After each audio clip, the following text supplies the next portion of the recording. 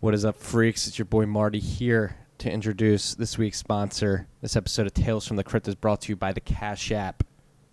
You freaks already know it's been the number one app in the number one finance app in the App Store for the last 2 years, and they keep on getting better.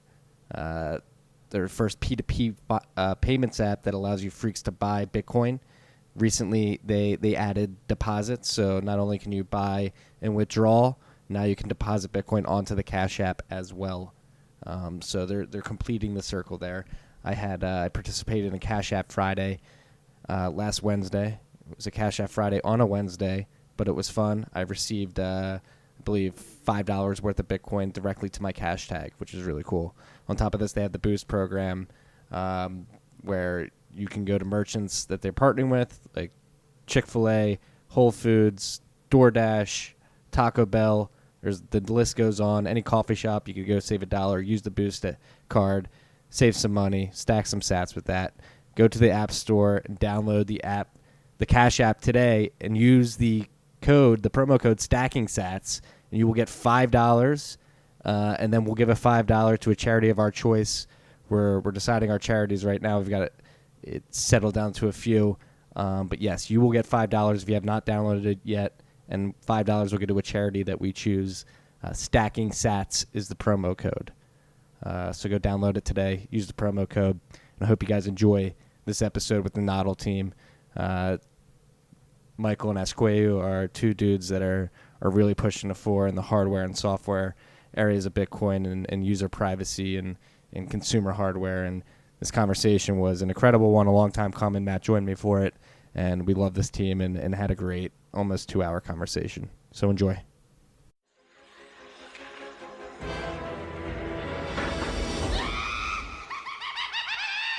Tales from the Crypt.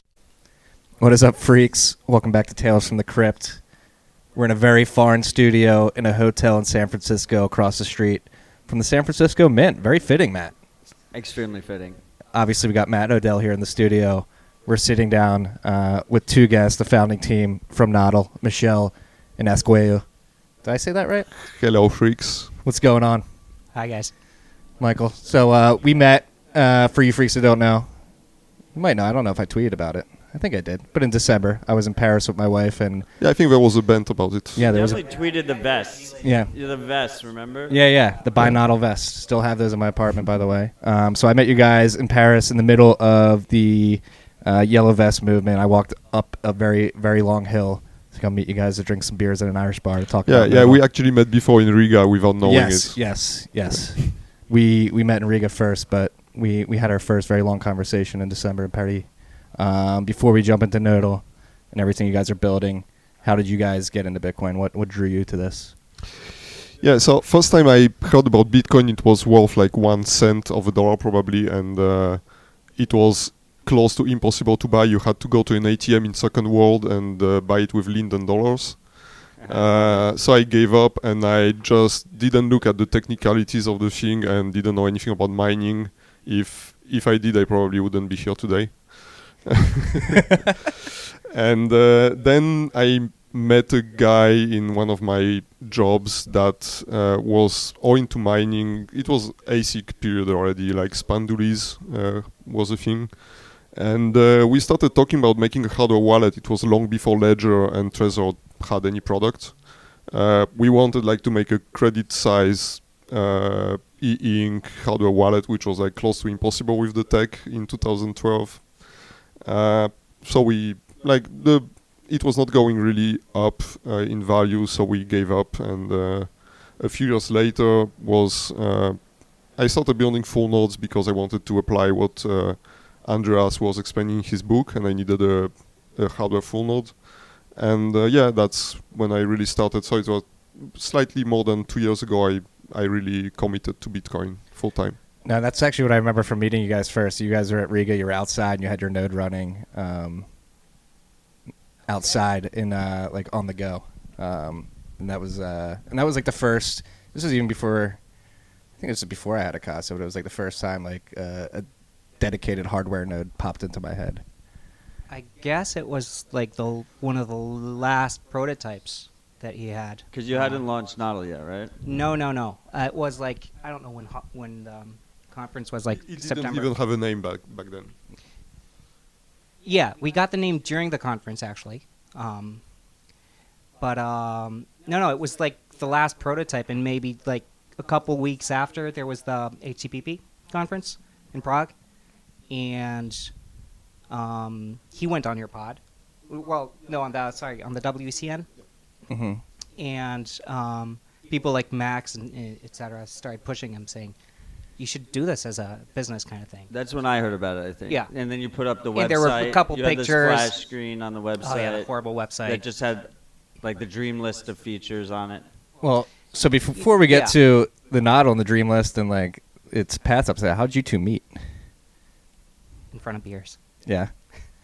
Yeah, we drank beers basically at the Paris Bitcoin meetup for the past probably couple years, something like that. And like I read about Bitcoin in the newspaper. Like I don't have a technical background, so like I had to wait for like mass media to really put it in front of you to like start digging into it. And I was curious, so I headed up to the Bitcoin meetup to learn more about it and start talking to people, and eventually that's how we met. And we've been going there for the past couple of years, every month. Yeah. No, it was cool when back to Nodl, when we first met up in Paris, you brought out like the different stages, the different prototypes that you had, and it's crazy to see how quickly you guys have iterated and built new boxes. So I guess, Michael, for you, like, what do you, when you're building this hardware, what are you looking for? Like, what's the hardest parts? What's sort of the process of building this thing? So the first prototype I had 2 years ago, it was April 2017, and it was syncing in about a week. I mean, when I say syncing, it's a bad word for initial block download, which is not syncing at all actually, but whatever. And when this hardware died 1 year later, I wanted to have something which syncs in less than a week, and that was the main criteria for the product.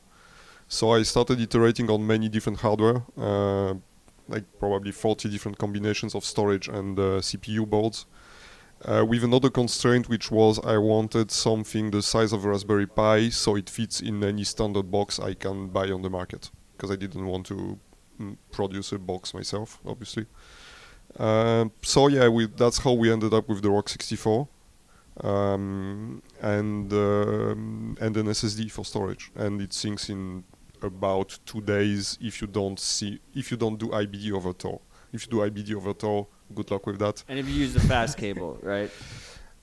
That's a myth. Actually, it doesn't help so much, because what counts in IBD is latency, not bandwidth. So you get the same latency over USB 2 than you get over USB 3. Yeah, you would probably have like 5% improvement, maybe 10 max if you have a very fast internet connection, and if you're very lucky in peer selection. Yeah, because I feel like it took me like, it felt like an eternity, but it took me a little bit less than 3 days. And I upgraded to gigabit while the Nodl was in the mail. Yeah, I so I said mean, it was just going to be for a month, and then I still have gigabit now. Yeah, the problem is you depend on the luck you have in Bitcoin D choosing your peers. You can choose some peers in a very far country, very low bandwidth and very shitty latency, and you can't do anything about it except like checking how fast your sync goes and kicking the peers by hand. Yeah, so no one would do that anyway. So yeah, if I run the same sync on the same internet connection, it can take 40 hours one day and 4 days the other. I feel like the Tor IBD. Don't do that. Nodl could be improving on that, right? Because it's so easy to run your node through Tor on Nodl. Like, I feel like there's a large amount of new high performance, like pretty high performance Tor nodes that are serving blocks, right? Like, presumably. Yeah, the problem is not the nodes serving the blocks, it's every relay in between. Right. And another problem is, it's true for LND, I'm not sure it's true for Bitcoin D. LND, when Circuit dies because of one node going offline in the chain, it doesn't renegotiate the circuit. You have to restart LND to reconnect. So some people are complaining like they had 50 online peers and then they go to 10 because they're running Tor and because just probably one relay died somewhere, and they have to restart LND to recover all the peers. Oh shit. It's a big pain. It sounds like a pain in the ass. Yeah. So Tor is made for short transaction, not for long persistent connections. So is that an issue that we're relying on Tor so much, do you think? I don't think so. I mean, Tor is a living project. It will fix that. LND can fix it on its side as well. So no, it's not really an issue. It will just improve over time, and we can probably do things at the system level to improve it as well. I mean, that could kind of be an argument for. I mean, one of the reasons I love the Nodl is that you do sync from scratch and you do verify from scratch, but that could kind of be an argument for like pre-synced nodes. Right? Yeah. So what we are Because planning to change that after talking with Stadicus in Germany. What they want to do with the Bitbox base is to ship it pre-synced, but at setup time you can choose to erase what is pre-synced and sync it yourself. And you can still revalidate regardless anyway. And you can still revalidate regardless. And with James' improvement for assume TX valid. that's what I was just going to say. Would you Yeah. prefer assume UTXO than having to download it We've yourself? met in Amsterdam, and yeah, it's totally something we want to do. Use assume TX valid. Because you might be able to make that modular like Neutrino was before it was officially merged, correct? I don't know. No. I mean, you could just put your own assume UTXO in. Yeah. I mean, that's what James wanted to avoid. Though, I mean, right? it's Yeah. supposed he to didn't want be. everyone to do their own. So yeah. Yeah, no, it should be hard coded in Right, the in the actual binary, but No, but Yeah. it is an interesting trade-off. Like, do you want the responsibility of having the initial sync in your hands, or assume UTXO would sort of I mean, democratize that risk? it's all Yeah. about trade-offs. When you download an APK from the Google Store for an open source application, you have no idea what you are running actually. And that's one big issue, for example, with wallets on Android, because you can verify the source code on GitHub, but nothing guarantees you that the APK which is actually on the store is the result of building the code you've seen. that's what's nice about that Samourai has. They're both on F-Droid, and you can download the Yeah. APK from GitHub. Yeah, totally. All right, good segue there, Or Samourai. build it yourself. Yeah, You're, build it If you yourself, have an obviously. infinite amount of time. And So it was announced recently that you guys are partnering with Samourai to help them with their Dojo box. Congratulations. We are so fucking excited about this. Yes. Swearing is allowed here. It's totally fine. It's more of an issue. We get yelled at for cussing. Yeah, so we share so many values with those guys without even knowing it before we met. We met in Paris and we agreed, like, handshake agreement, that we have to build this together. And Bitseed news, rest in peace. Yeah. So what happened to Bitseed? I have no idea. I would like to know more, because maybe it's something that can happen to us. I would like to know it beforehand.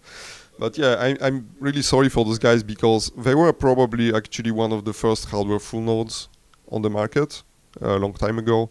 Yeah, I remember when And they launched. yeah, and it's sad to see them go. And but yeah, on the other side, we are now the only manufacturer of Samourai hardware, so But that's they cool. also got like stagnant. They lost focus. and- Yeah, I feel like nothing happened for many months or years, and the product was pretty limited. It was Bitcoin only, no Lightning, no. Yeah, exactly. It got very stagnant. I feel Yeah. like. So how do you guys avoid staying stagnant? What's your sort of mentality when it comes to building this hardware, and what are the boundaries that you're working in? We want to build the most comprehensive full node on the market. We don't want to forbid people from running things they want to run, but to provide good enough support, we want to package the application ourselves. So today we have Bitcoin D and LND. Tomorrow we'll have C Lightning, maybe Eclair, maybe BTCD, maybe Bitcoin. We are not close to other components. It will always stay a Bitcoin only product, but not a Bitcoin core only product. We are open to other implementations. What I like is I feel I feel like your company you fall like right in between it's like accessible for mainstream, but it's like a more dedicated type of person, but still they don't have to be like a full techie, but it's not just completely sugar coated for you. So you have so much choice. You get to pick like what packages you install and stuff like that. But like you're not building it yourself, or you know. So like you have obviously there'll always be a contingent of Bitcoiners that will want to build their own hardware, and there'll always be a contingent that want their hand held the whole way. And like Nodl kind of sits like right in the middle, where like you don't want your hand completely held, but like you want it like a little bit, you know. Yeah, so what we are planning for a future release is to, like in the initial setup wizard now, which is non-existent, it's just set your admin password. We'll add like a selection of autonomy you want to get. The 0 level will be like do everything for me, and it will pre-install everything, start the sync, and you have nothing to do. And the maximum level will be like just initialize SSH connection and do whatever you want on the box. I love it. And same from privacy. Currently the Tor implementation is for LND and Bitcoin only, and I want like a cursor when you set up the device, the level of privacy you want to get, and the maximum level will be just IP tables at the system level redirecting any outgoing connection to Tor. Fuck yes. Hell yeah. Even for APT updates, you know, like every single connection going out of the device will be over Tor. How are you guys prioritizing all this? Like your small team, what do you see as like the most pressing issues that need to get worked on now? Telegram. Who shouts louder gets the feature first. Mm-hmm. It's just usually Max, right?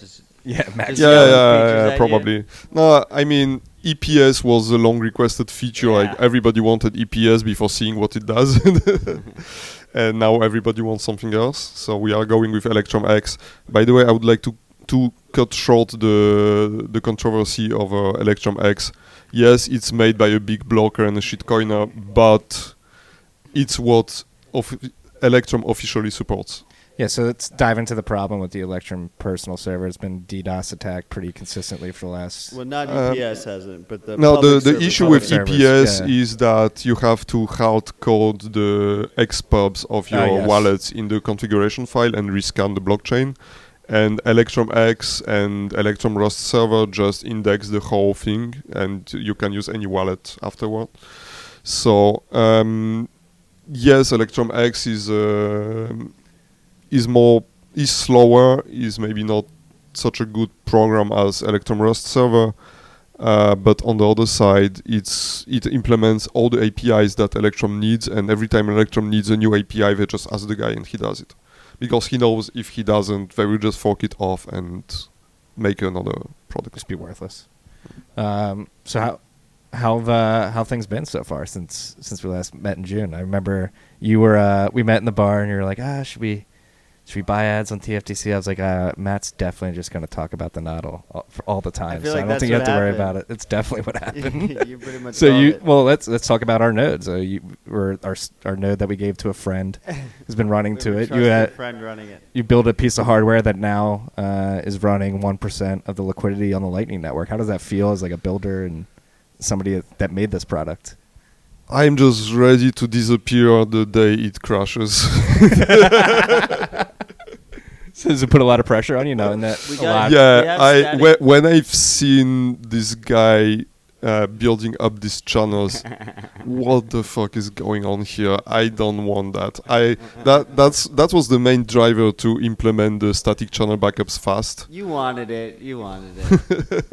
You said you didn't want it, but you also wanted it. But now I think we'll just bootstrap a very exclusive club of 1%ers in Nodl customers.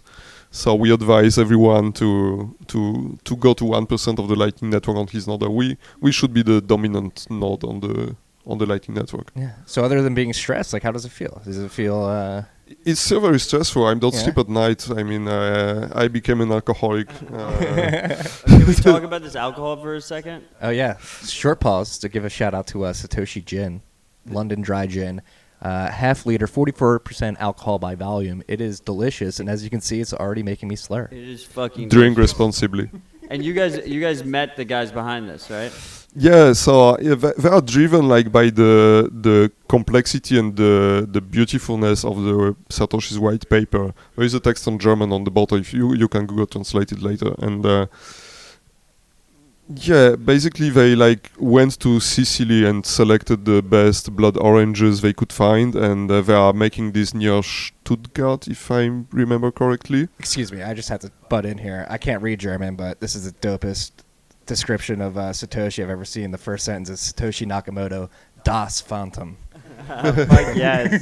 Das Phantom. He's a phantom. There you I go. love it. Yeah, they say something about genius later in the text. And yeah, the bottle has like a Blockstream satellite, a moon, a rocket, like all the I love it. popular culture of Bitcoin is on there. Yeah, I would like buy Some that clean energy. unwrapped, like as a art piece. Hydropower right here. There's a Yeah. water mill. Yeah, Very it's, subtle. It's Very all in the renewable. details. Yes.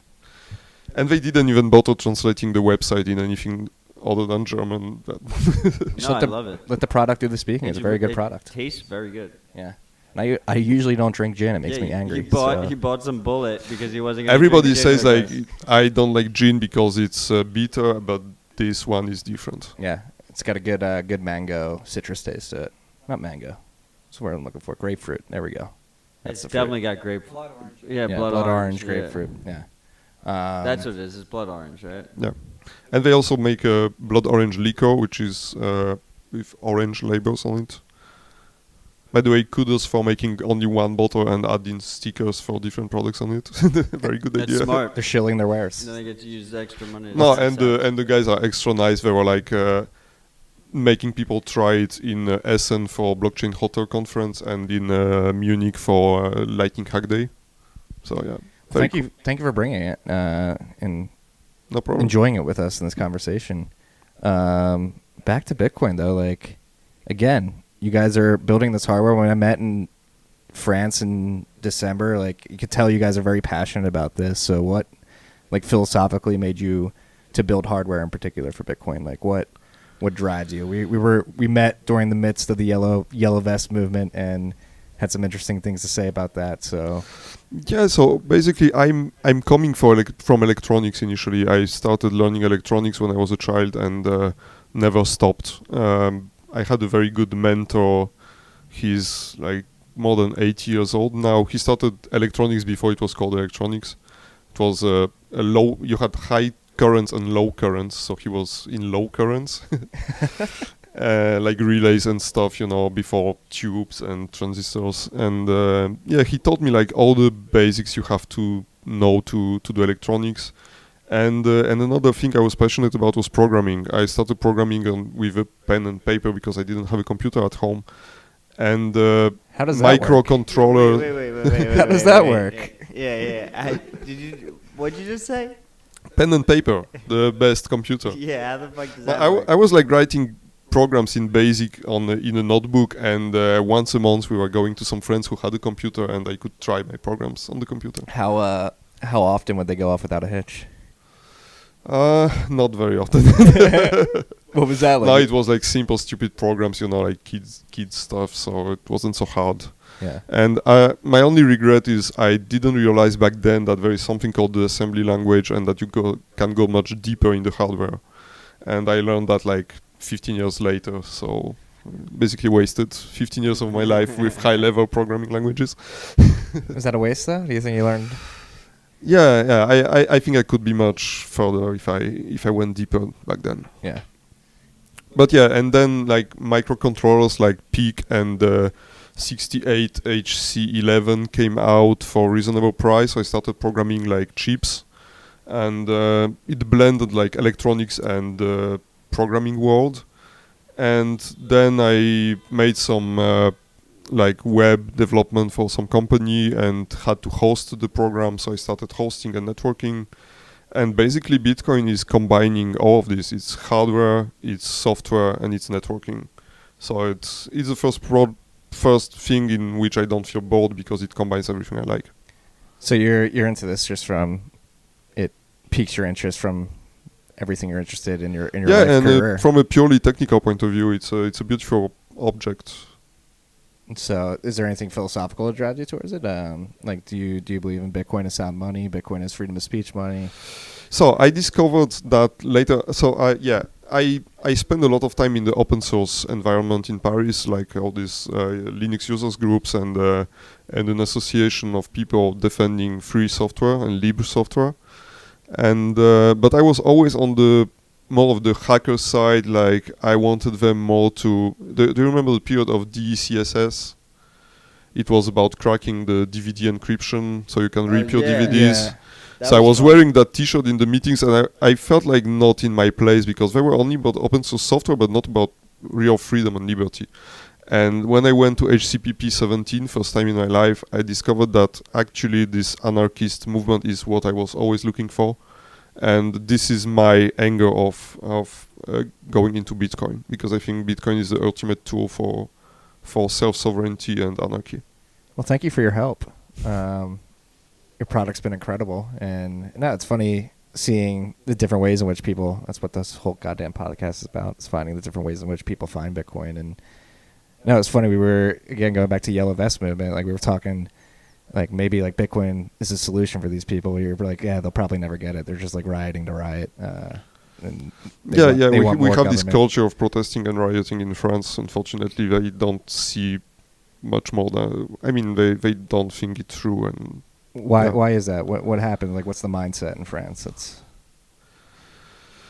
It's an accumulation of things and unsuccessful governments that screw things up. I don't know. I don't want to go into politics. Okay, we don't have to do that. Maybe you will.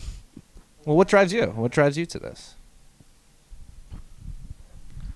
I don't know. I guess it's just like one tool that you could use fairly easily. At least that's what we want to do. We want to make it easier for people to do it. And I think you don't have to be technical at all. And like, if we succeed, we'll probably make it available to people who aren't technical at all. I think that's something that we're interested in. Doesn't necessarily look that obvious right now because it's really new. You know, it's only 6 months in. But we do want to make it like part of the tool set for people to do it. And I guess like where we're trying to go potentially in the next few months is selling like mobility. So there's a lot of people who are going to want to use these tools without even having them in their own homes. And that's maybe something that we want to build going forward. So do you look to apps like Zap, people building things like Zap to help you guys out there? Because it is interesting how all this stuff plays together. Like you guys are working on the hardware side and being able to connect to your node from home via another app, or you guys think about building something yourselves? Well, you're thinking about hosting, right? That's what you're mentioning. Yeah, I mean, like your earlier question, like we got a ton of stuff on the list. How do we prioritize? I don't know, because I mean, there's so much stuff, you just can't do it all. We're both building a business, and we have to grow the business itself, and we have to focus on the product. Right now, I mean, the past few months, we've only focused on the product itself.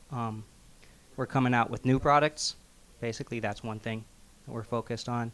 And part of it is the cloud and the server that will be like complementary to what the box offers right now. Hell yeah. So, you know. Fuck yeah. So what, again, like, so the business side, what's it been like building the business side where, like, building a business, having to meet margins, having to make profits, having to stay lean? We work all the time and we have fun all the time. Yeah, you boss. know, it's Fucking like, love it. It's a job and it's not. And maybe for the first time, at least for myself, probably the same for you, it's, we want to keep it as long as we can. It's fucking awesome. Yeah, how crazy is it? This is our Monday right now. We're in a hotel in San Francisco talking about Bitcoin. We're across from the fucking mint, which, by the way, looks a little bit decrepit now. You know, used to make currency.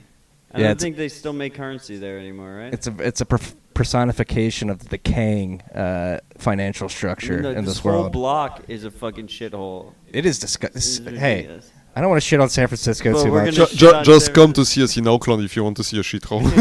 Oh, you guys in Oakland? Yeah, it's called the lower bottoms for a reason.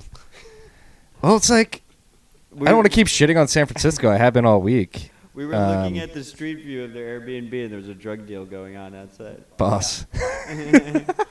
Yeah. But I mean, it's on the other side, it's so peaceful.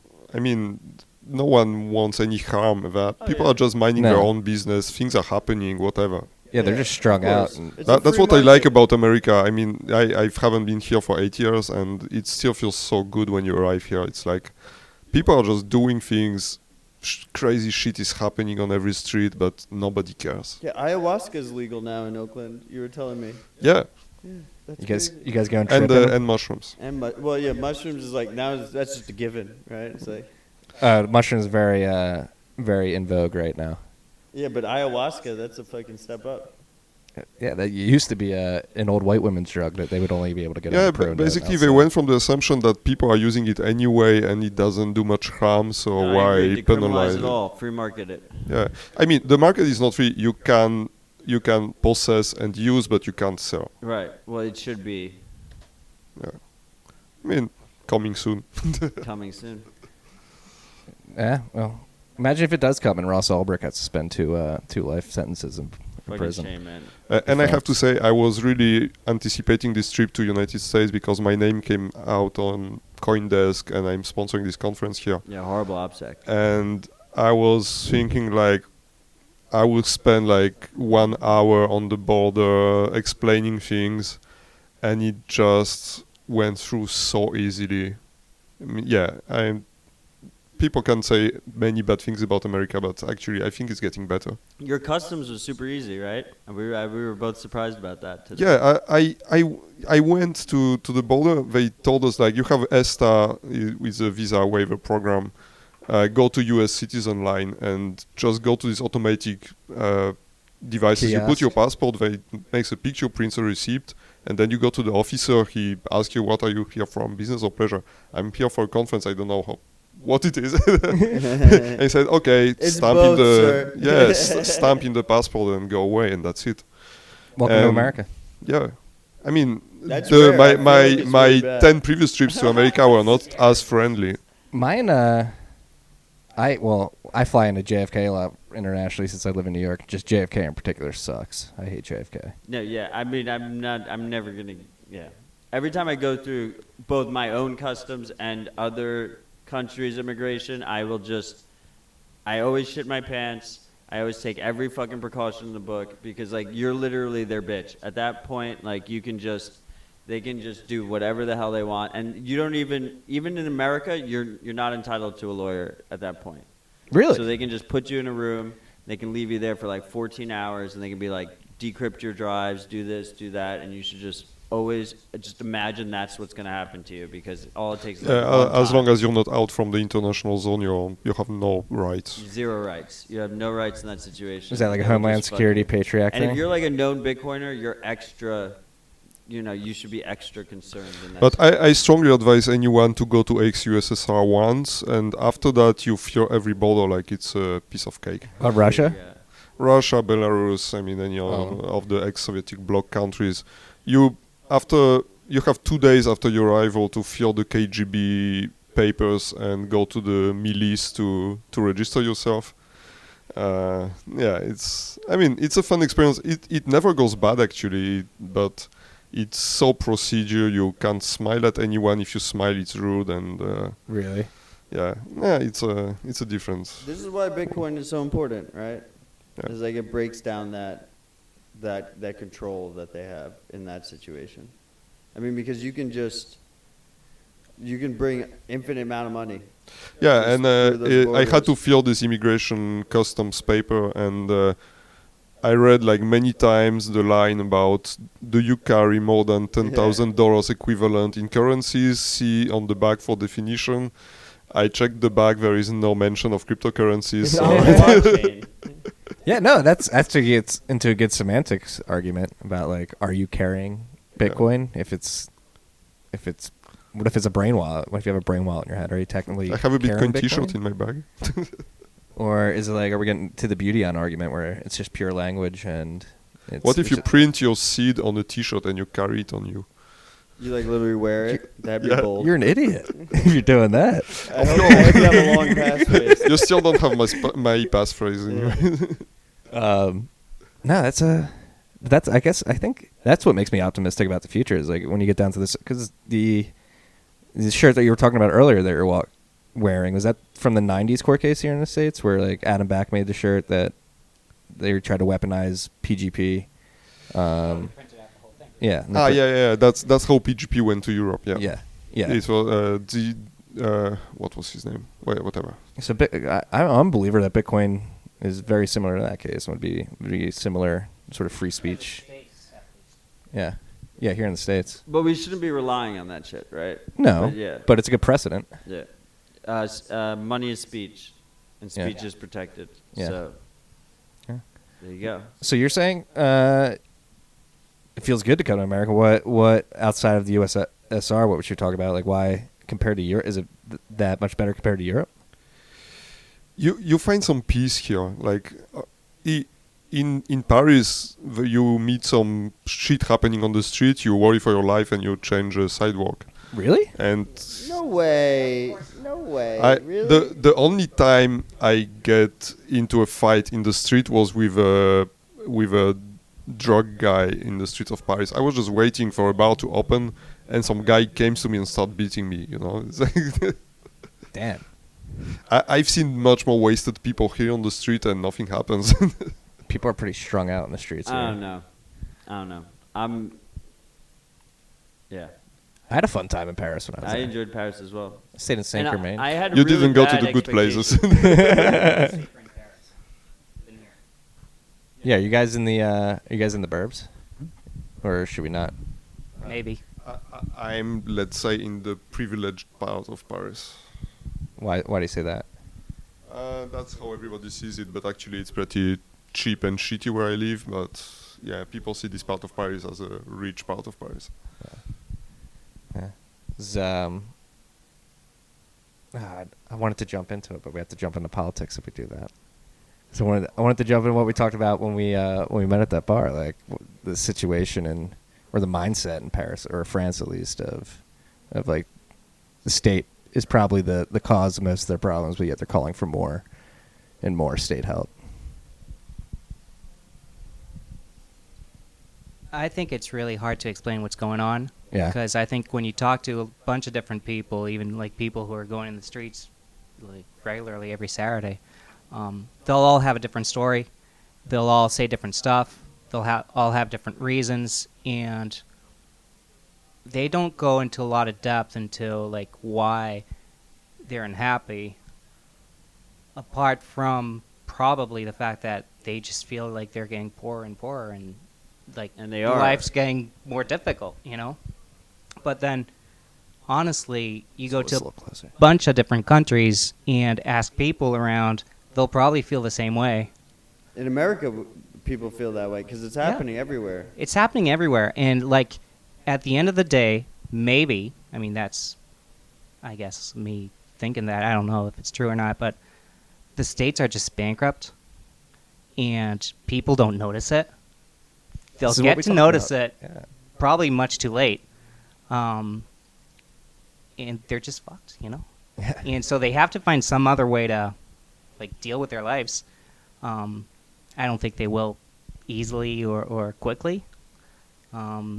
We see other options. I mean, Bitcoin is one for us. I'm not sure they get it. It's too bad. Maybe we can help them with that. At least we scream it from the rooftops. Well, trying to, yeah.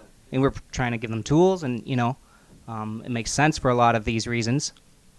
You know, the sound money aspect and all these things make a lot of sense. But they just don't get it. And, like, potentially in our lifetime, or maybe our kids' lifetimes, if any one of us have kids, you know, probably one of these countries will have a big problem. Yeah. Are you overall optimistic or pessimistic about the future? I think you have to be optimistic. You know, you have, like, the like centuries of history, like people figure out a way to overcome whatever's thrown at them. But you can go through rough patches that last a long time. Bitcoiners are fucking awesome, so that makes me optimistic. I mean, people should make you optimistic. I mean, the track record is good. I mean, there's civilization, Yeah, we've gotten this but far. you can go through like 20, 30, 50 years of pure hell. Pure hell, and that's a very big theme on this podcast. There's the pure disconnection from reality, which these bankrupt states have run away from reality, I would say. And potentially, I mean, you can see anything, but like you can see like large scale violence, which is scary. And I don't want that. I don't think anybody wants that. But it's like one of the possibilities. Yeah, no, it's and it starts small with like, hey, throw milkshakes at people and stuff like that, and it starts with small acts like that, and then tumbles out of control, and that's why I think we focus on Bitcoin so much, is because it's like, hey, we know things are fucked up. I think all the squabbling at the political level, at least red versus blue here in the States, is sort of misdiagnosing the core of the problem and swiping at branches, and Bitcoin really gets to the core of the problem, which is unfair monetary system at the end of the day. At least it's a good way to get some power back. Is some say in a way or not in another, Yeah, at least we'll have good money, It's not going to solve everything. No, will it? Can it? We've Kidding. all pretty Kidding. much, if you like go through human history, it's just pretty much just been violence. Like it's just everything is violence. So we should just appreciate the times when there aren't violence, because they're rare. And There will be with Bitcoin. yeah, I think there will be in just general. I also think that in terms of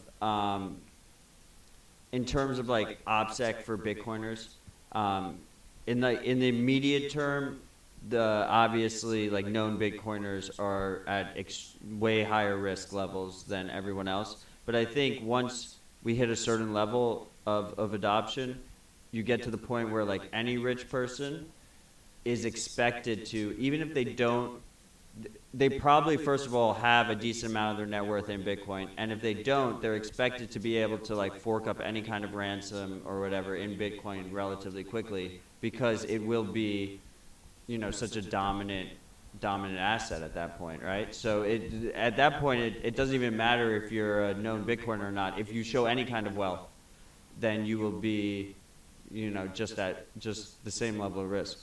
Yeah, the level of concentration in Bitcoin, though, is, I think, insane. What do you mean? What do you mean? Yeah. Too few people, too many Bitcoin. You think so? Probably. The distribution. I think. Yeah, distribution is But bad. But have you seen like the distribution of the current world's wealth? It's really horrible. It's way It worse. might be worse in Bitcoin. No, I think it's worse in the. It's really fucking bad. What is this, like 50 people like own like. You know what gives me 90% hope or though, something. is that like people like that idiot from Quadriga X who traded 21,000 Bitcoin down to 8 Bitcoin, Yeah. What about that? helping guy? with the distribution. I think what is interesting, maybe the concentration in the Bitcoin world is pretty high, but it's not the same kind of people. So you think Bitcoiners are better people? In a way, yes. Why is that? I love this. Continue. Aren't we? No, I mean, at least it's people who acquired some wealth by being smart and not by being lucky or... Close to the Yeah, spigot. fuck, we're born lucky. It's ridiculous. We aren't. We are lucky, but not because of that. It seems like there's a bunch of people who want like a change for the better too. So I like You can sense it. There's like you said, there's a palpable tension in the air throughout the world right now, I would argue. Yeah. And again, like going back, like I think people are misdiagnosing the problem, and like again, like you said, I was goading you, like, do you think Bitcoiners are better people? I do. Like the Bitcoiners I met meeting you guys, Bitcoiners are better people. we don't want to be. giving. It's people who give. Yeah, it's people who give. Like people, just connecting people. Like that's actually one thing that's been great about this podcast. I've had so many people come through the show that it's turned into like a mini network where I'm able to connect guests with each other, like after interviewing them, like, hey, you guys are sort of working on similar problems. You guys should talk. They help each other out all the time. I mean, you guys have helped us a ton, probably more than anybody else. I've been talking to you guys for like a year now. I Telegram. I talk to Michael on Telegram every day. Every day. And like I finally got to meet him yesterday. You know how fucking exciting that was? I was super fucking excited. I was like, I don't really want to go out. You know, am I gonna go out? It's like I gotta. Wound up shutting down the bar here. Yeah, with Stefan. It was like we had one of the lost tapes. It was the ultimate podcast. The unrecorded, ultimate tape. The unrecorded. No, it is great. And I'm actually very excited for this week too. It seems like we're gonna go to a cool beefsteak dinner later tonight. That seems like it's gonna be pretty fucking fun. Seems like there's a very good group of people. Have you guys seen the venue of the conference? I've seen pictures. Yes. Okay, we've been there. It's huge. Yeah. Yeah, this will be really great. I'm excited. Yeah, it's a good week to roll into the conference too. Going back over 10K. It didn't even start, but we don't regret being a sponsor at all. It's like best investment we did. We're going big and Nodl in every home. You guys are giving out a bunch of nodes, correct? No, we don't, but they will be for sale at the conference store. They set up a store with some Bitcoin artifacts, and Nodl is one of them. Awesome. So let's get back to the Nodl, like the hardware that you're making with Dojo, or not the Dojo hardware that you're making with Samourai. Excuse me. What is this red box going to be like? It's different than your typical Nodl, correct? So there are three things actually. So the current Nodl will be rebranded as the Nodl 1. It will be the same hardware, same software, just probably a custom case. Then you will have the Nodl Dojo, which will be the same hardware, just with Dojo pre-installed and premium support from the Samourai team. And the red case, right? No. No? And then there will be the Samourai edition, which will be red case with a Samourai logo on it. The specs are not final yet, but it will probably have redundant storage. It will probably have a slightly better CPU and maybe some other goodies. What about the new Raspberry Pi? And it'll be faster because it's red. Yeah, well, that's the red is. Yeah, that's a fact. Red is fast. That's the most important aspect. The new Raspberry Pi. So yesterday, the Raspberry Pi Foundation announced the Raspberry Pi 4. The Nodl group is going crazy over this. And we were literally drinking, and they were all. Everyone got excited. After spending last 2 years shitting on Raspberry Pi, we'll probably switch back to it because it's just awesome. But see, competition is good. The Rock 64 was probably one of the main reasons that they. Yeah, the problem of the Raspberry Pi is it's very hard to buy in volume in a consistent way. It's not designed to be bought in bulk. Even harder than the Rock? Way harder than the Rock? Way harder than the Rock. Oh, I mean, it's very easy to buy one Raspberry Pi. It's very hard to buy 10 of them. I didn't realize that. Because they want to be, like, they're trying to be enthusiasts. Is that why? Yeah. I mean, the Raspberry Pi Zero, for example, it was like one purchase per customer. So to get many, I had to set up like accounts for my kids on every possible store, and parents and everyone of the family. Anyway, now the B might be different because it's a more mainstream product, and usually on big retailers like Farner, you can buy it in bulk. We'll see how it goes, but it might be the new Nodl hardware actually. Boss. So what is the ultimate vision for Nodl down the road, like 10 years from now? What is the Nodl? Exit scam. That's genius. 10 years from now, I have no fucking idea because hardware is changing so fast. Yeah. Are you guys believers in like node in every house one day, or a family running, or a smart family running? Family member running a Nodl that other family members connect to? I don't know. Maybe it will go in a totally different direction. I don't even know if we will be making hardware in 2 years from now because the the hardware of set-top boxes, like this Android TV stuff and phones and everything, is improving very fast. So I might see a future in which Nodl is actually an app on the Android App Store and iOS App Store, and you just install your full node on any device you have at home, and inside the app you will find the same UI, which will tell you, do you want to run Bitcoin DLND, BTC Pay Server, whatever. So somebody's so fascinated with hardware, it's incredible to see you like willing to be like, hey, we might not be a hardware We'll be company still to making hardware for the server side, because I mean the hosted part of the business will be a big part, increasing part. Mm-hmm. You really think like a mobile device? Well, it wouldn't be like a mobile device. What are you thinking, like an Android TV or something? Yeah, I mean, it could be anything, but like what we're doing right now is like we're testing everything. Like we're testing our assumptions. And, like it's guesswork. We talk to our customers every day. We see what they like or they don't like, and we're just trying stuff. But the first step for us, I guess, is to have your Nodl at home for some people and try to grow that market, because we think like not everybody's going to have one, but like more and more people will want to have one. And like it's dedicated hardware. You don't put other stuff on that, and you want it at your home. Yeah, and I feel like you just need like the head of household or something to do it. Like you can have like or set it up for your family all and your my cousins and your friends, like all the etc. people I show Bitcoin Is to, the dojo they can pitch use actually? my- They say like set up.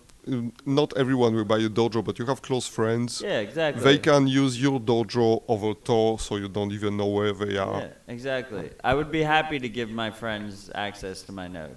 Exactly, and that's one thing. That's one target. Then there's the other target. It's like more high-end, customized, like hardware that like companies can buy or rent, that you can host for them or they can have, etc. And it's larger scale businesses. And like in between, there's a lot of people who are like either nomads, like sovereign individuals traveling a ton, and who want the same stuff, but they have nowhere to put it or host it or anything, and you can do it for them. And that's probably a market segment that doesn't exist today, or that's not catered to. So that's where we're going, Yeah, soon. and this will be just like a huge reputation market in the future, where you have providers Absolutely, that you trust, and Exactly. so you guys are working on building that trust now by building good hardware and good software. Exactly, yeah. Yeah.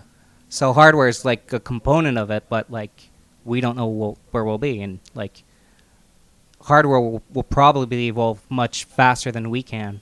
We follow, So Well, that's what we were talking about. You've had a little bit of a fanboy weekend here in San Francisco, going to all the Apple stores, and you were petting a supercomputer a couple days ago. Yeah, I went to see Steve Jobs' garage. I mean, yeah, first time in California. What else could you do? Yeah, I advise everyone to go to the Computer History Museum. There is a Cray 1 petting zoo. Cray 1 is one of the first supercomputers, and actually the story of the inventor of it, Mr. Cray, is pretty impressive, because he invented lane management before everyone else, like 40 years ago. Lane management? Lean management. Oh, lead management? Yeah, like small teams. Oh, lean. Like a lean startup. Yeah. Yeah, okay. Lean management. Small teams. Every time you start a new product, you start from scratch.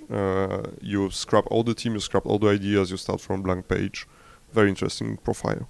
And so talking about like hardware changes, how much has the hardware changed in your life? Like as a enthusiast that's been watching this space for your whole life almost.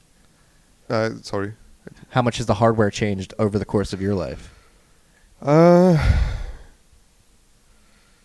Basically, I started when the Z80 was the best CPU you could get, so like Amstrad computers and Spectrum, and so it's like, I don't know, 100,000 or 1 million times improvement.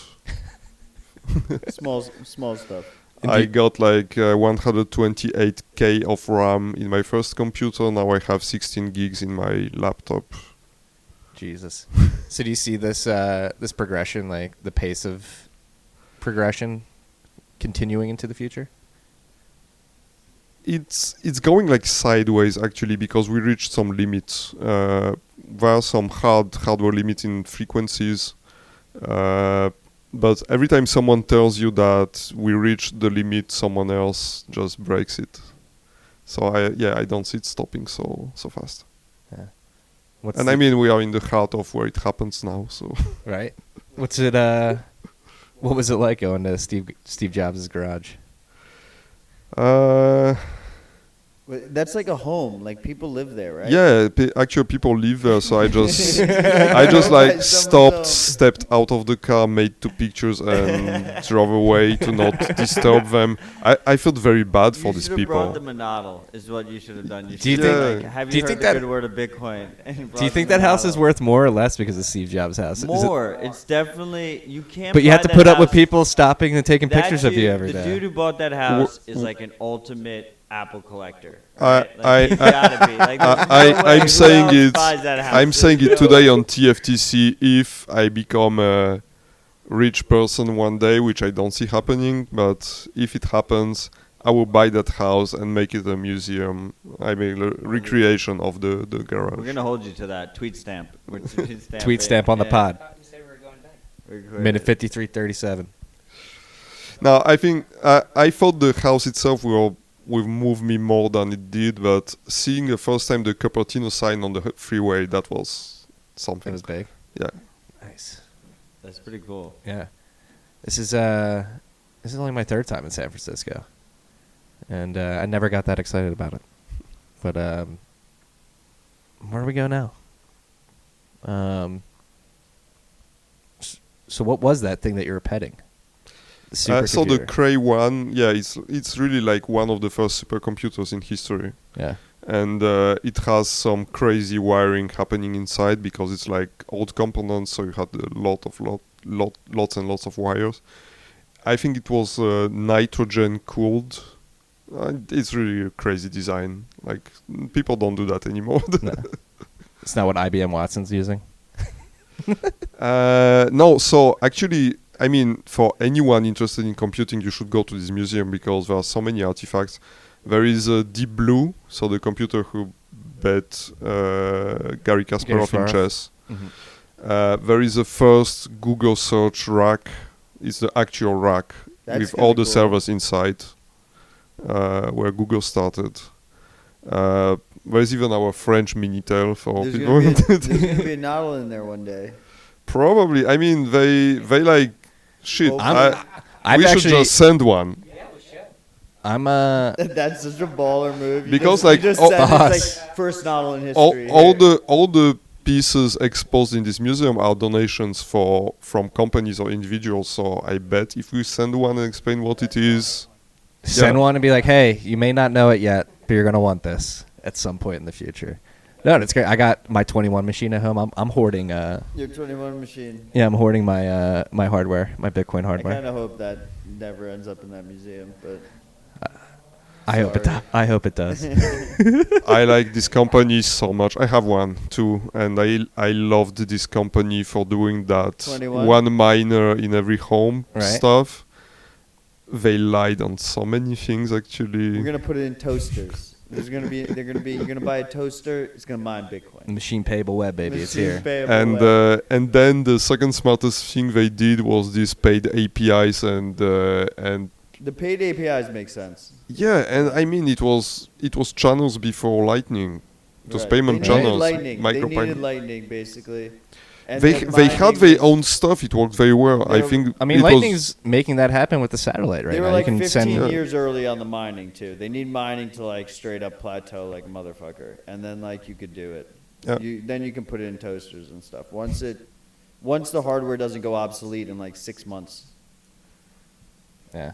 Do you think mining's gonna hash rate's gonna plateau in like 15 years? No, I don't think hash Ten- rate plateaus. I think The hardware. like the hardware It's lifespan, commoditized. like they last longer, right? That's key. Yeah. Like if you're gonna install like an ASIC into like boilers, right, and then take the extra heat and use it to heat water, that's like a super easy application, right? You're not gonna put that into a building unless you can. I'm not sure I Do agree that with for you years. because actually, since you use the heat and like 95% probably of the energy used by the miner is for heat, you don't really care about hardware changing because it's profitable anyway. But I'm saying it'll be even more, right? Yeah, but Like once those lifespans increase, like you'd be an absolute idiot to have like a building-wide boiler and not have ASICs in it, right? Like then, Yeah, then sure. you see the wide distribution. Then you see it in toasters and shit, you know. Like that's the only time where their plan was like a decade and a half too early, yeah. and they didn't have lightning. They And needed now lightning. they do paid emails. The lightning was key. Paid emails, earn.com, baby. But no, I actually am happy that they came out with it as well because it's a great learning experience. And I do think that, like you're alluding to, that vision will come to fruition in the future, just in a different So, way. well- That device will never be worth a Bitcoin again. What- It will never be worth a Bitcoin What again. really That got is me the upset- sad truth. Stamp That- it. Somebody stamp it it's out there. stamped. What really got me upset about the 21 computer is that the first one I received, the SD card was not working, and they told me, like, we can't give you the... I said, don't send me another SD card, just give me the image. I have SD cards, I will burn it myself. And they said, no, there is a whole blockchain on it, it's big, we can't upload it. And when I received the new SD card, it was like actually like 1 gig occupied on the card. It never had the whole blockchain on it. Ridiculous. Oh, really? Interesting. Ah. So what, like outside of the boxes that you're making, like what are you looking at Bitcoin? Are you looking at anything at the protocol level that you're excited about? Are you excited about development activity? Anything? So my next big thing is looking at the networking side and the routing in Lightning. I'm really interested in routing because of doing. I have 2 ISPs and I know BGP. I know routing at internet scale. And when I see Lightning, which is like 4,000 to 5,000 active nodes, which is nothing compared to the internet. And the trouble we have routing already, I think there is a lot of work to do in good routing in Lightning. And I would really like to see some people coming from the router and internet industry coming into Lightning to teach us proper routing. What do you think we need to learn? Everything. You got to show it to them. How to scale from 5,000 nodes to 5 million nodes, because I don't see it happening right now. Why not? I mean, every third time you try to send a Lightning payment, it doesn't go through because failing route. And then you force LND to find the route, it finds it, it works once, and you try 5 minutes later, it forgot about the route. That doesn't happen on the internet. When you want to reach point A to point B on the internet, it always goes through. That's what BGP is for. And of course, the routing in Lightning is much more complex because of Channel balances. Yeah, balances and the fees. So even if you have a route, you still need a route with enough balance on every hop, and you need the fees to keep the fees low. And any hop can change their fees at will.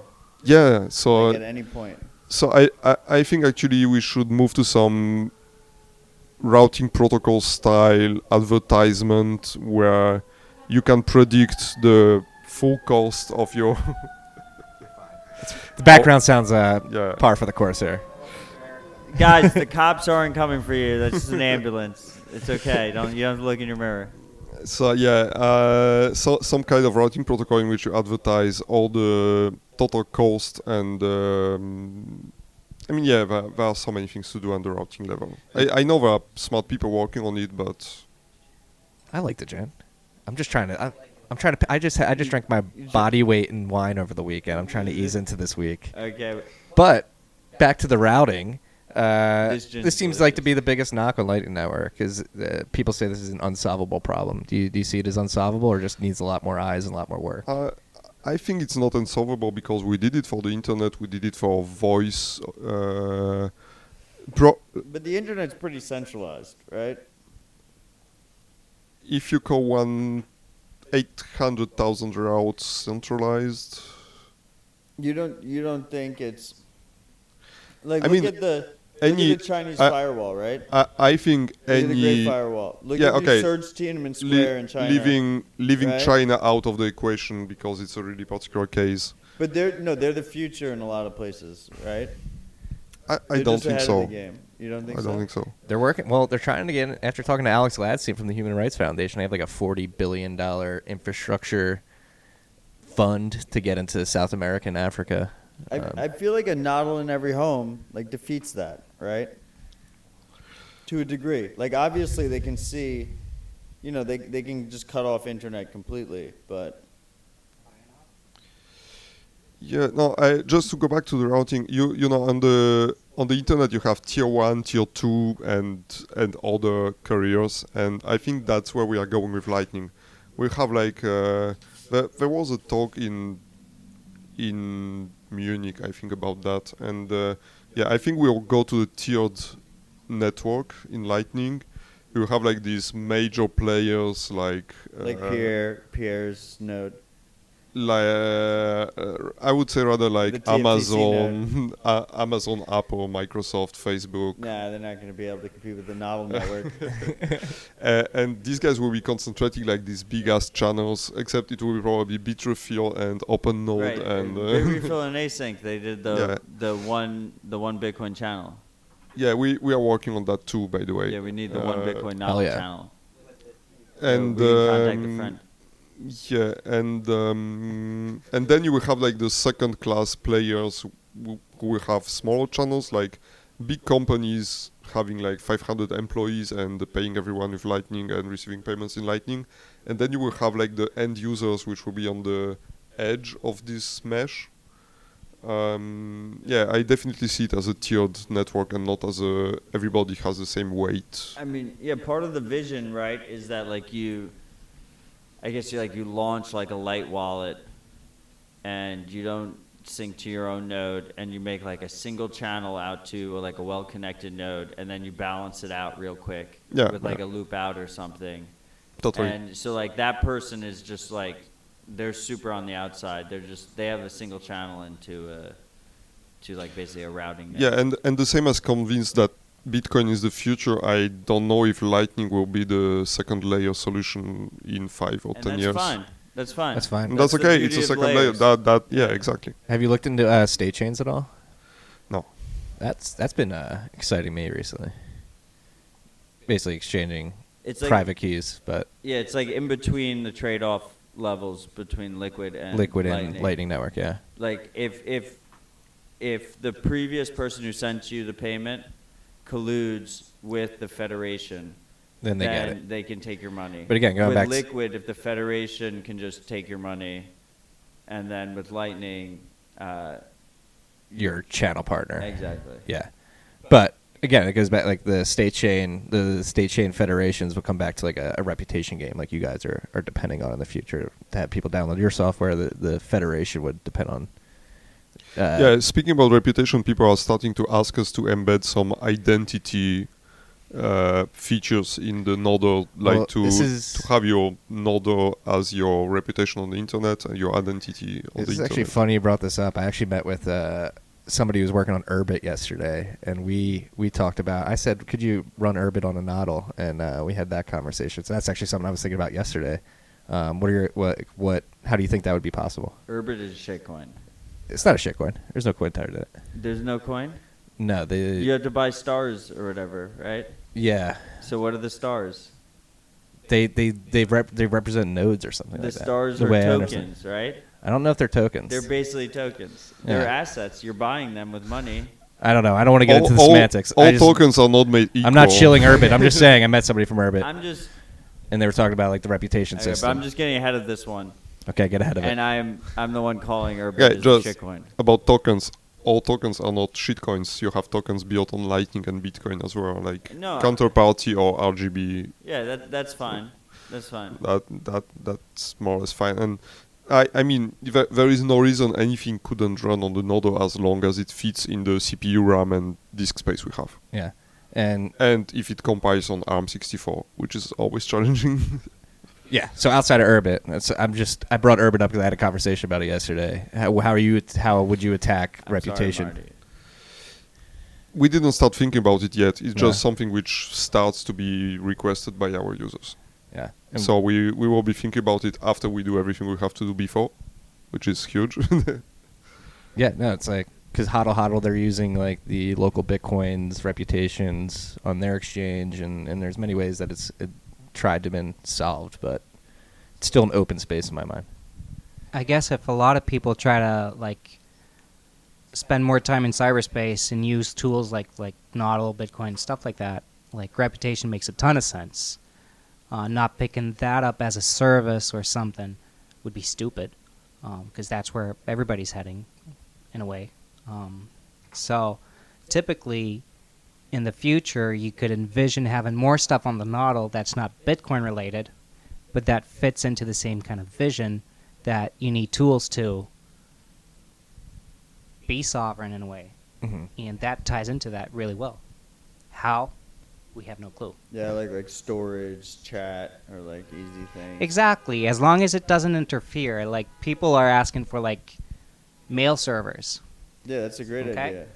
Well, yes and no, because, like, he'll tell you it isn't. Right. Why? Security.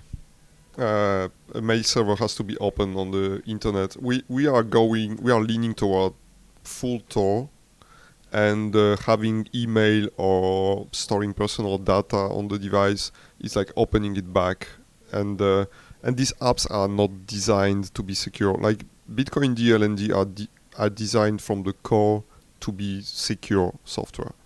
And an email server or a web server or stuff like that, they are not designed to be secure inherently. And there are far too... there is also another thing which makes software secure or more attacked. The more popular it is, the more attacked it is. See the example of WordPress. WordPress powers like 30% of all the websites on the internet, is probably the most attacked engine for a website. And as long as we stay in some more confidential software, we have less exposure, like the attack surface is smaller. But no, that's not a good way, though, right? And also people ask like for build a router function in the Nodl. No, that's ridiculous. But For me, having a mail server is even more ridiculous than having a router, because a router is a piece of network equipment and it's built for one single purpose and it's pretty secure. And an email server have so many moving parts. And we start talking about things like antivirus, anti-spam. So you just gotta make another box then. Yeah, You know, they'll I'm have not. two boxes. and they'll I'm be not tethered against together. designing. That's what I was gonna say, you could go into other boxes. Yeah, I'm not against designing a modular box and you plug bricks for features. I think that like every single thing that people use in the cloud should be run through, whether it's one Nodl or two Nodls or fucking five Nodls. Like in mean- your closet should just be running all of that shit for them. If you want an easy way to run your web server, mail server, personal cloud, and all that shit Cameras, at home, everything. just right? buy a fucking Synology NAS, and it has everything embedded already. And it's a very good hardware. Or a QNAP if you don't like Synology. They all have the same features. They have like security cameras recording on your box. They have mail servers. They have Docker. You could even run like the BTC Pay server stack inside. Don't do it, but you could.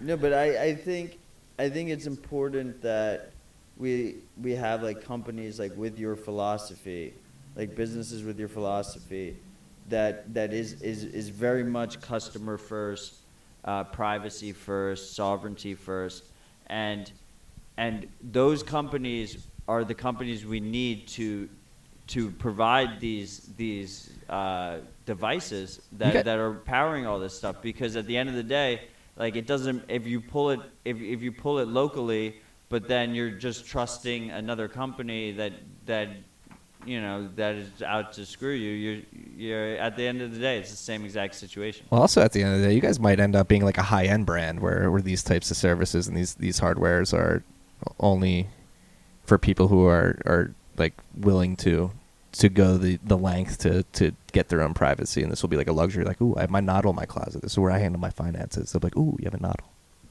That's sweet. Yeah, but like trust isn't always bad. Mm-hmm. And the second thing is like we try to talk to our customers every day, and like they have lots of stuff to say, but maybe sometimes not everything makes sense, or not everything makes sense right now. That's the famous Steve Jobs quote. Customer doesn't even know what they want. Yeah. Okay. And so like the mail server thing is they're trying to import like their personal information on what we see as a dedicated box, and that kind of defeats a lot of purpose. Like, it's bad for their OPSEC.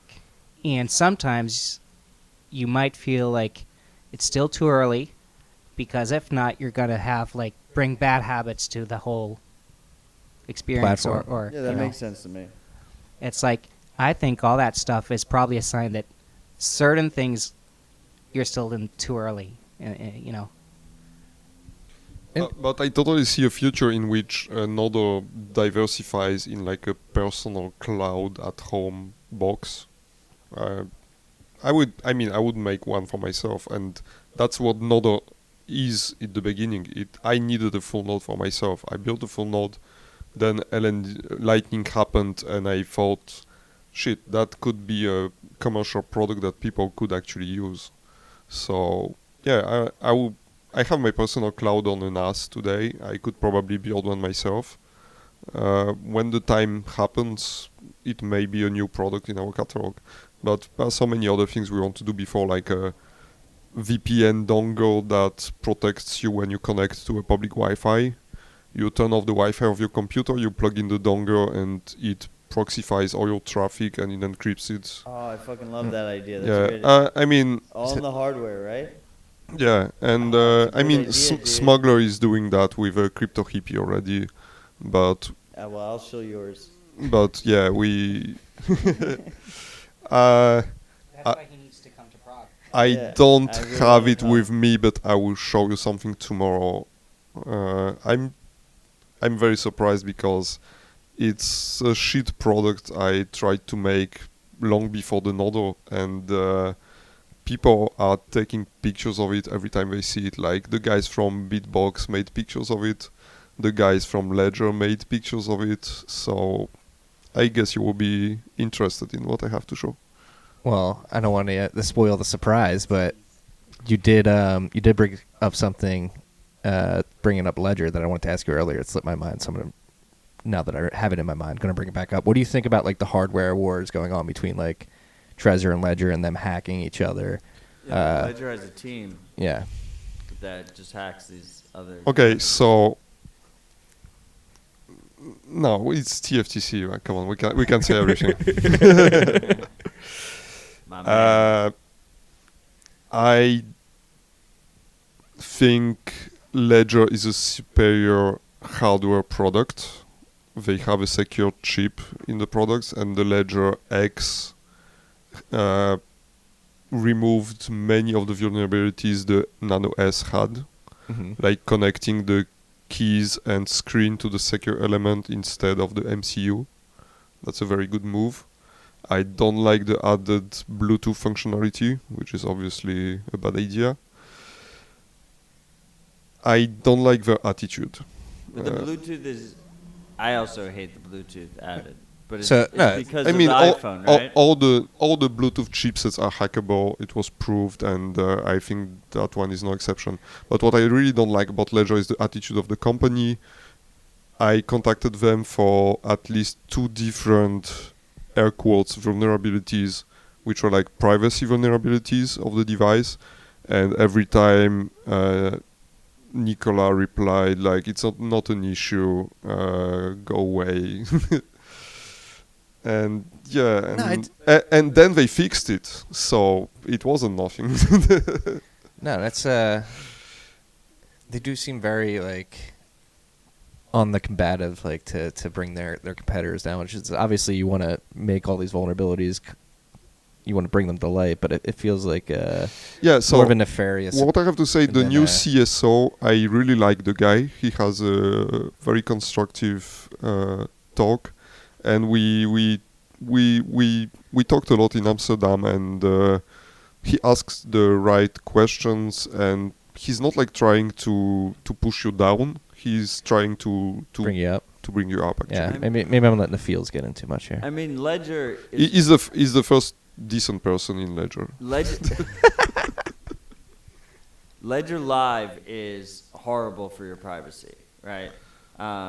It's like absolutely horrible, but it is extremely user friendly. Like, you don't think I wouldn't say so. user-friendly? is friendly. It's the friendliest. The Trezor. Yeah, the Trezor's I mean, the nicest experience, probably. So what are our thoughts on this, on the Trezor vulnerabilities? Because I was team Trezor T, with the touchscreen. I think they've like pretty much nailed things. But if you use their web wallet, it's also horrible for your privacy, right? I'm a daily user of Trezor. I have full disclosure. I have all my wallets the same seed on a Trezor, a Ledger, and a Cold Card. Because if one fails, I want to have another manufacturer with the same seed. But my daily driver is a Trezor. I have one Trezor 1 for Nodl and one Trezor T for my personal use. And yes, this vulnerability exists if you have a passphrase, a good one. You need to have a good password. Yeah, it's 'Cause otherwise less it gets bad. What is a good passphrase? Because if they get access to your Trezor, they can pull the seed from the Trezor if they know what they're doing. Yeah, Right? so That's the what vulnerability. is good about this, it didn't leak yet. I bet if Ledger found how to do it, other people did as well. So we will end up with having the full tutorial on the internet one day, or it will be sold on the dark web or Especially something. since like Trezor and everyone's had said that yes, this exists. Yeah, Maybe it's We know this- unpatchable. We know it exists. and it's unpatchable, which is pretty bad because they are not using a secure chip in the design of the, But the Ledger device. secure chip is closed source. Does that worry you? Because like, what if the NSA, if The way I think about it is like the Ledger, as long as the U.S. government isn't in your threat model, then you're probably So fine, that's right? not true for one simple reason. The secure chip they're using is not American, it's French. Right. So as long as France is not your threat model, and I don't think it is in anyone's. I mean, or like the U.S. in combination with France, right? Like Yeah. it would be. I'm not so scared about it. It has to be proven. It's an old chip. It's not. Right. It's not a new thing. It's an old chip from ST. I think if it had a backdoor, it would be already proven by now. And isn't the thing like there's other targets bigger than that? Anyways, What do you mean? well, the secure chip is used for other stuff than this. Right. So Outside of Ledger, Outside yeah, of is Bitcoin. Ledger the biggest target? Like, maybe it's the not whole yet. like Andreas It could thing be, for though. like SHA-256. Right. Is it bringing Bitcoin down or something else first? Right. And this chip is actually very popular. It's used like every other smart card on the planet. So, I think if people wanted to attack this chip, they would already done it, and the cryptocurrency would not be the first target. But you still use the Trezor as your daily device. Just because the UX, The Yeah. touchscreen, right? the touchscreen and the web app, even if it leaks my public keys to Trezor servers, I could use it with Electron, but Or Wasabi. I mean it's really a question of attitude. Yeah. Slush has been a very friendly person. Yeah, and he's a customer, the by the way. Bitcoiner's Bitcoiner. Boss. Yeah, that's fucking badass. Yeah. Slush is a fucking boss. For those of you who don't know, Slush created the first Bitcoin mining pool, Slush Pool, still live today. It's being run by Jan. He doesn't own it anymore. Right? Doesn't own it anymore. Being run by a couple other guys, but Slush he's not even a Trezor anymore, is he? Or is he only Satoshi Labs? That's what. Yeah. He's Yeah, Satoshi And Labs, the which is new a guys were Trezor. on your that you spoke with them on the pod. Yes. Brains. Yes, the Brains OS guys. Yeah. Yeah, they'll be here. Jan and Pavel. Pavel's name was slipping my mind Yeah, there that for a was a second. great episode. Yeah. No, not Pavel. No, the Pavel from Brains. Pavel Yeah. from Brains, yeah. Last name. I'm very similar bad to- at names. Yes. I'm not great with Latvian last names. It's not my strong suit here. Czech last names, yes, they're from the Czech Republic. Excuse me. Met them in Riga. That's why. Yeah, the fun story, by the way. We were like, it was the third day of the Malta conference. We were very wasted from the day before party. And it was the last day. It was like a hack day in a room, and one guy comes and asks if he could buy an order from us and pay by lightning. I said, okay, but let's cut the payment in 10 times so it went through easily. After 4, and I said, like, could you type your mail address in BTC Pay server, because I'm asking like the mail address to match the serial number and the mail address. /@Satoshi. Oh fuck! I Was fucking love it. too wasted to recognize the guy who was buying it, and it suddenly made sense. That's fucking gold. It's great to see he's like experimenting. He's still like hungry to get after the new hardware. Yeah. Shout out to Slush. Like you said, he just had a good mindset around Yeah. Bitcoin. Please reply to my private messages. And he tried it, and he sent us a huge email with like his thoughts on it. You know, and it's people like taking the time to like buy it, try it, comment on it, like give you ideas, feedback, you know, take it or leave it. You like it or not, but like it's constructive criticism coming from people who know so much more than us. It's gold, you know. Yeah, it's and it- awesome. and it's Yeah, thanks, Bitcoin. you know. No, Yeah. it proves how much People like, are We nice. gotta, Yeah. I was thinking we have to switch that phrase, you know, because I just said it too. It's gold, but it's not. It's Bitcoin. Right? You're so Bitcoin you don't even know it. No, but it's like, and you can tell like acts like that. Slush, like an early adopter, an early builder on Bitcoin, shows how early we are. Like even him, somebody who's so respected, like reaching out, like, all right, you're willing to help. Here's what you guys can do with your product in particular. And like you were saying, with you want routing engineers to come on, like reaching out to them, and just slowly but surely the roots keep getting longer and longer. And like I don't know like how it was before, but like 10 years in, right now when you talk to a lot of people, they seem very keen on helping each other and saying, you know what, like everybody's gonna profit from this. Like it'll be even better if we just like all stick together, all help each other out, because there's so much to do and it's just starting, and like we're all in together, you know. Yeah, we're building something. We're building something, So- and you can feel it. Yeah. Yeah, I was actually Google translating a word because I don't know it in English. But yeah, I think the Bitcoin community is very benevolent. Benevolent. Oh, yeah. that's what you that- just that's the translated. word. Benevolent is a great word. Yeah. Yeah, that is exactly what we are. Everyone is out there to help each other, even when you're a competitor. Yeah, no, and it's great to see. How long do you think this will last? You think this will be in perpetuity, or you think we're like in the early I stages think where it's during next bull run we will just kill each other. That's the start of something. Well, let's talk about the synergies that you and the Samurai team have. How did what clicked with you guys? Obviously, they're very privacy centric, and Yeah, we should talk about Samurai more. Yeah. No, maybe you want to start. I don't know. It felt like a very, very natural fit. Like from our perspective, like Samourai Wallet was saying the same thing. It makes sense from a customer base point of view, like from a product base. Everything makes sense, and it was so easy. We never agreed on anything, pretty much. You know, sometimes you meet someone and you feel like you know that person for 20 years. Mhm. That's exactly what happened with Samurai. It's like we didn't even talk about the values we share. It was just so obvious we knew we share them. awesome. And Fuck yes.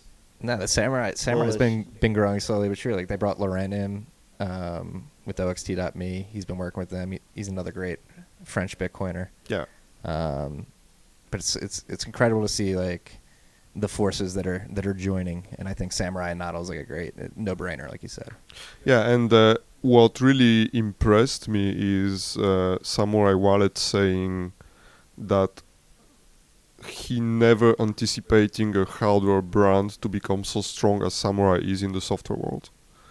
And yeah, thank you for saying that, first of all. And second, I think there is some truth in that. And the Nodl brand, as crazy as it seems, it's like a crazy idea found during a conference, and then this logo, which is a bowl of noodles. It's ridiculous. It's so Absolutely ridiculous. It's great.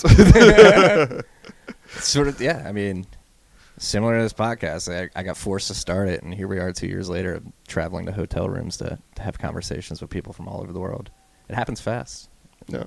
It's crazy to see again. Where like when we met in December to where you guys have come in the last 6 months, 7 months now. It's been inspiring too. 'Cause you guys have been shipping quick. Like I remember you showed me 3 different prototypes when we met. Yeah, so what I've shown you is the mini and the micro, which will never happen, but it was fun to do anyway. I like the tablet one. Yeah, the tablet the one, touch except screen the on it. screen is so shitty. But Yeah, but I like the idea with like a slightly better screen. So I think actually it was a bad idea anyway, because you don't want your for the freaks who are listening, the tablet Nodl was like a Nodl with a touchscreen on top, so you can run BTC Pay server and use it as your cash register, your Bitcoin register. Oh, but I kind of like it just as like your node is in the closet and it has like a dedicated screen to it. Yeah. And I can just go to it. I don't have to, SSH into it. I just can just go to it and I can just Yeah, put whatever but that commands I want, that get was whatever not the QR code. use we imagined. The use we imagined was really like to put it on your desk and have people pay directly on the touch screen, Right. which is a bad idea because horrible anyone idea. can just take it and They have go everything. run away with They your have private keys. everything. So I think it's a much It's in the cash register. yeah. It's a much smarter idea to bundle the Nodl box with a cheap tablet for $50 and put this tablet But in the front desk. What about having the node in your closet have a fucking screen on it? Just plug in a monitor and a keyboard; it will be more No, efficient. but like how you have a touch screen, I think it's kind of nice. I think it's a thing. I think it could be a thing. Wait and see. Asku said, "Wait and see." I'm excited. High end lifestyle You got brand. me excited. It's an idea. I'll keep poking you. Speaking of poking, I think the beefsteak. I think the beef's getting poked right now. We may have to make our way over there. I soon. have one other topic I want to talk about. Yeah, let's hop into it. That's why I'm not ending it here. I'm saying we should shot clock. Oh, I'm super excited for the beefsteak. Yeah, it's the beefsteak's not going to start for like another hour and a half. I mean, it started, but it's the beef isn't being served for like another hour and a half. Okay, we got time though. Because I spoke to him about that, about the lightning meetup that we're not at right now. Anyway, the topic I wanted to talk about, which we had a conversation about yesterday, and I thought it was a very good conversation, is hardware signing devices, like hardware wallets basically, in combination with lightning routing nodes, and how that could...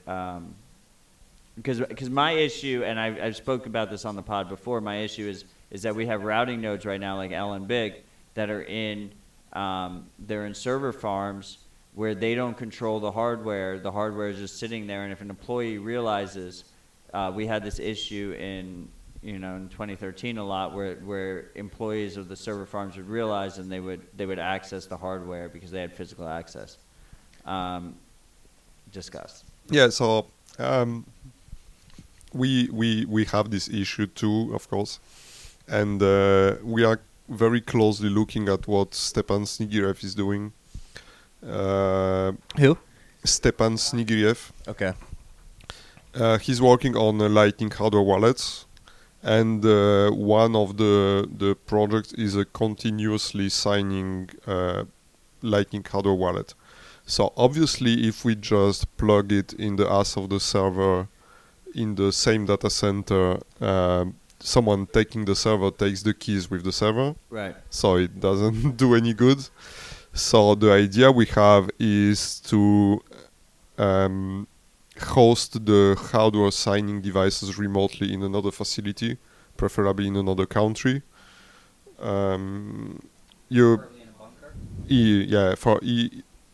Ideally in a bunker in a mountain, in heights of Switzerland, for example. Right.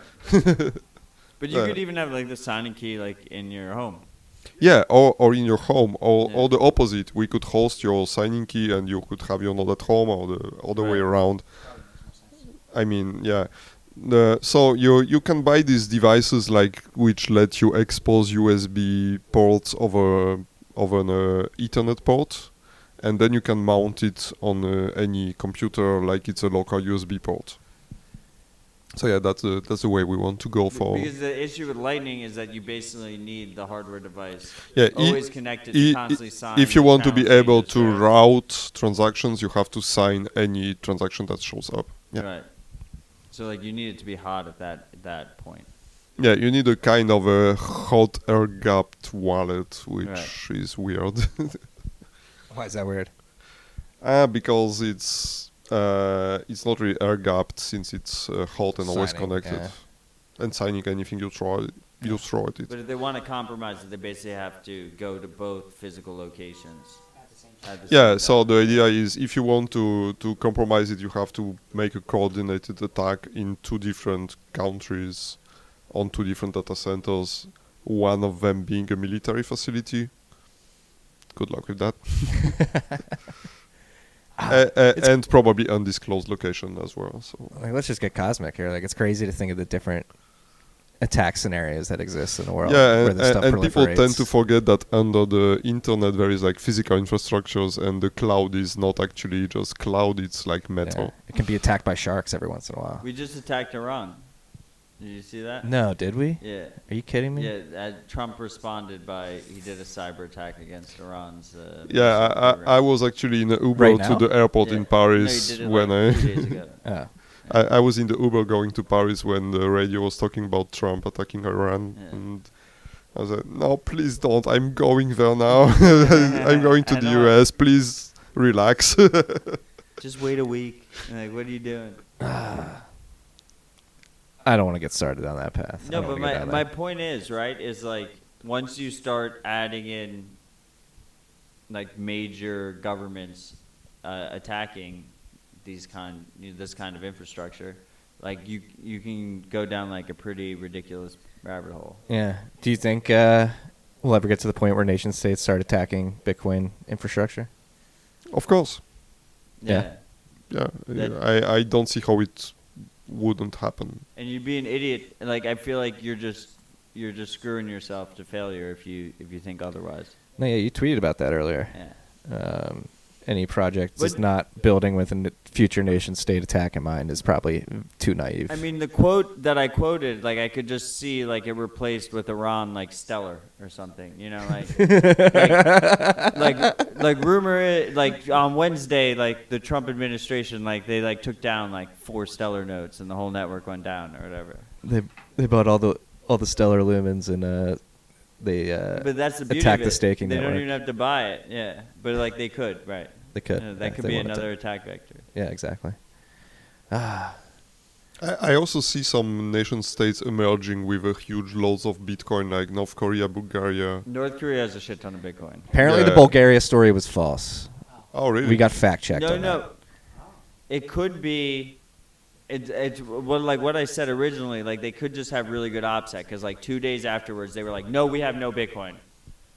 So it could be. I bet on the good OPSEC. Yeah, it There's could be good plausible OPSEC. deniability in there. I like that. All right, Exactly. Bulgaria back on my But has Bul- Back on Bitcoin the list. radar. They're back on the radar. But Bulgaria just got a boating accident.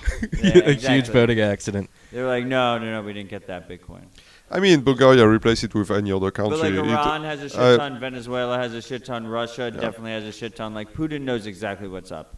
Like there's no way that he doesn't Belarus fucking will realize. have a shit ton because he just figured out that he has a nuclear plant that is pretty useless, and he built a mining facility just next to it. There you go. Really? I mean, if you already have a plant and there's excess energy there and you're not using it, like you're a fucking idiot if you don't have miners there. That's right. Like that's basically what it comes down to at the end of the day. Especially when you're friends with ex-USSR countries like Georgia, who has Bitfury and can sell you containers Well, of they miners. have the same idea. They have hydro there. I'm pretty sure, right? Yeah. And that hydro wasn't being used fully, so they fully embraced Bitfury. No, yeah. I hope you guys realize that this is going to be unpalatable to a lot of people that these are the countries holding Bitcoin. Well, I mean, if it makes them feel any better, like Trump definitely owns a shit. Oh, ton I of agree. It can They shouldn't. totally invert the powers in the world. When Bitcoin will become mainstream, these countries will be the financial powers of the world.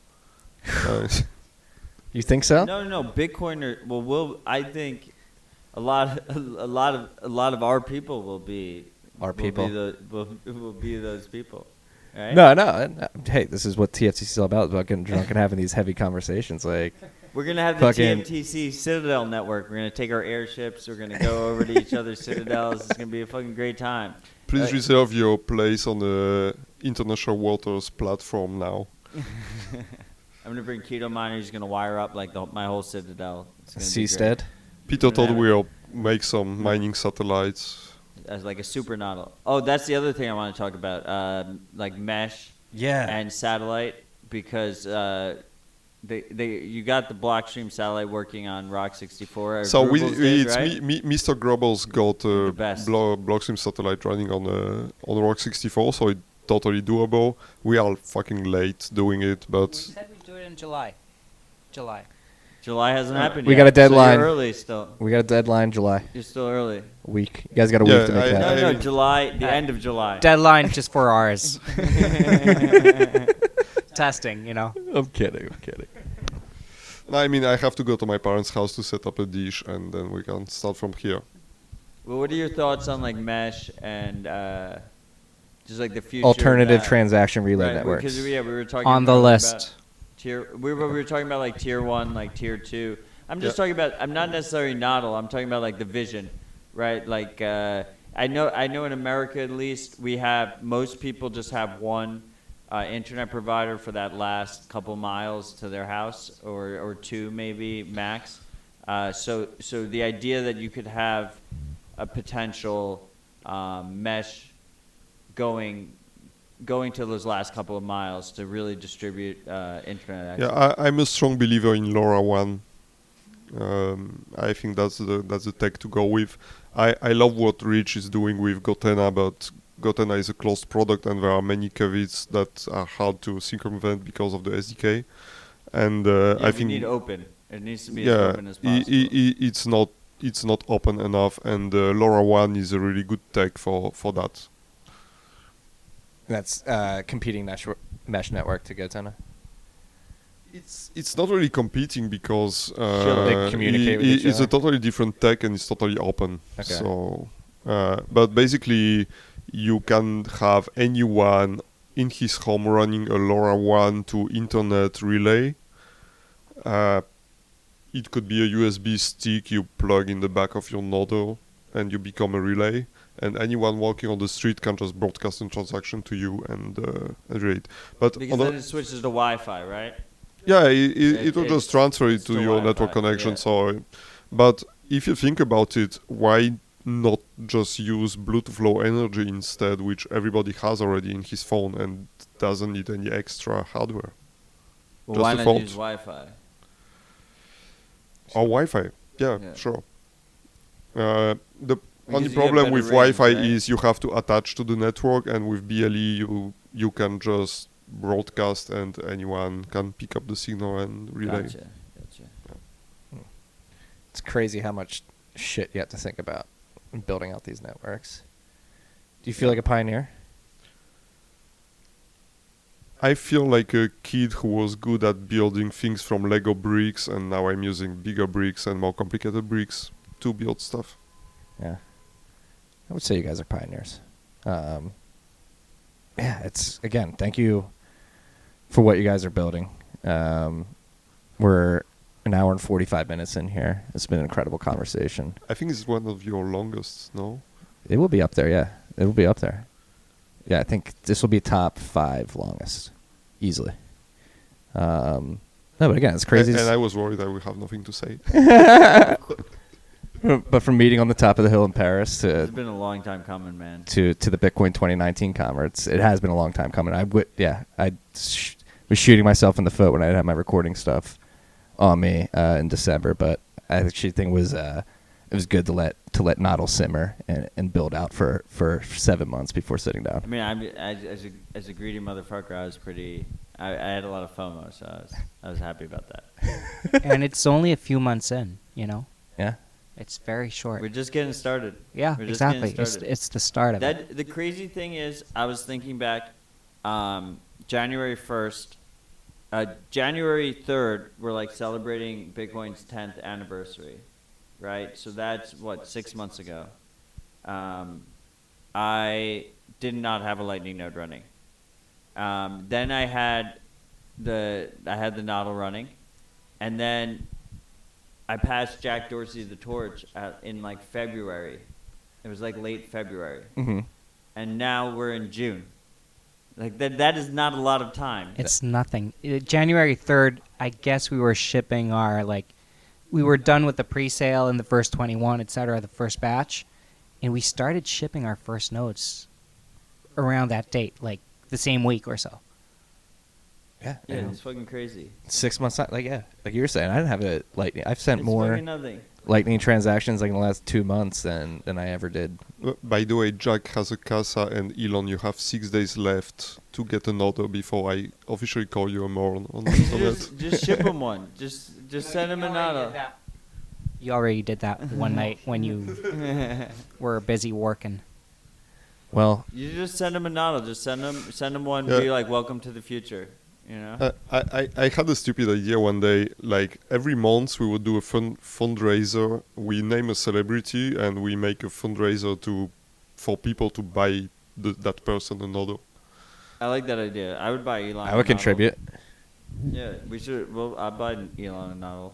And we haven't gifted Nodls or discussed the price with people, etc. You get to buy the Nodl basically, and we think it has some value, and you pay the value we think it has, etc. You guys should charge way more for the Nodl, is my opinion. Yeah, it was a mistake probably at first. We'll see. I've said this on the You've pod said multiple it, times. and It's like, guys, this is the I best tend to deal, agree. Best deal in the space. And other people have said that too, but we made just a few exceptions, and we should thank you a lot for everything you've done for us, because it's meant a ton for us. Just how we feel about what we're doing, you have a lot to do in that, So thank you. Oh, thank you. There's no need to thanks. You guys are building dope shit, and we like talking about dope shit, so it's pretty easy. You know about the price. There are two kinds of people. There are people who never tried to make any hardware product and say we are too expensive, and there are people who made a hardware product and who say we are way too cheap. Yeah, exactly. Right. Love is in the air. I love you guys. I'm so happy that you've entered my life, and shit is good. And we're gonna end it on that sentimental note and go eat some beef. Let's go eat some beef. Gentlemen, Let's go eat some beef. thank you for joining us. Peace and love, freaks. Always the big ass. Wanted to see that. That was fun.